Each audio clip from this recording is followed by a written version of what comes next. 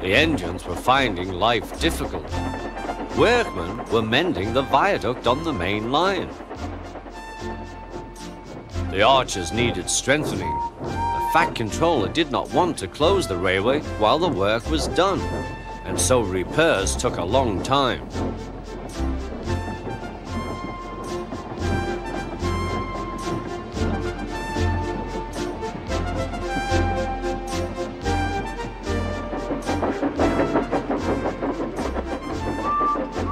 The engines had to take great care when crossing the viaduct, and the delay often made them late on their journey to the junction, where they knew Thomas would be ready to collect his passengers.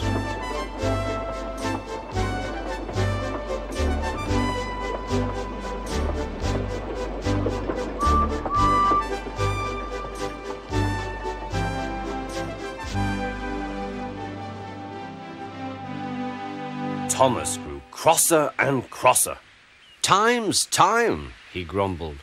"Why should I keep my passengers waiting while Henry and James dawdle about all day on viaducts?" "Don't blame me," snorted Henry. "If we hurried across the viaduct, it might collapse, and then you'd have no passengers at all. What would you do then?" "Run my train on time for one thing," retorted Thomas. He hurried away before Henry could answer. Bertie was impatient too. He was timed to arrive just after Thomas. His passengers found that instead of going straight from the bus to their train, they were kept waiting till Thomas arrived.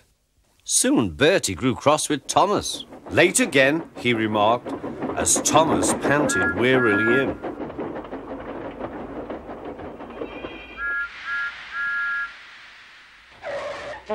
"We may be friends, but I thought you could go fast, Thomas. It's time we had another race. I reckon I could beat you now." Thomas let off steam loudly. "Rubbish," he hissed fiercely. "It's those mainline engines. They dither about on their viaduct and then blame the Fat Controller's workmen.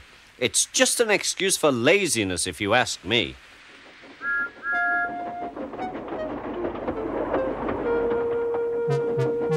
One day, James was later than ever at the junction. "I'm sorry, Thomas," he puffed. "I was held up at the station, and the viaduct made it worse." "It's lucky for you I'm a guaranteed connection," grumbled Thomas. Before James could answer, he puffed importantly away. Come along," he panted to the coaches. Annie and Clarabel did their best, but Thomas soon found that he couldn't save much time. Suddenly, Thomas saw Bertie ahead. His radiator was steaming. "What's the matter?" asked Thomas. "You should be at the station by now. You're late." "I feel dreadful," moaned Bertie. "All upset inside, and driver says he can't make me better." "Thank goodness you're late too. Can you take my passengers, please? They'll never get home otherwise." "Of course," agreed Thomas. He now felt sorry for Bertie and promised to get help at the next station. Thomas set off again. Already he felt much more cheerful, and Bertie's passengers, travelling in Annie and Clarabel, all reached home safely. When Bertie was better, he came to thank Thomas. "I am sorry I teased you about being late," he said.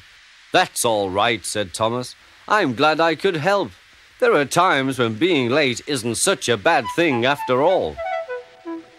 With a last cheerful greeting, the two friends went back to work.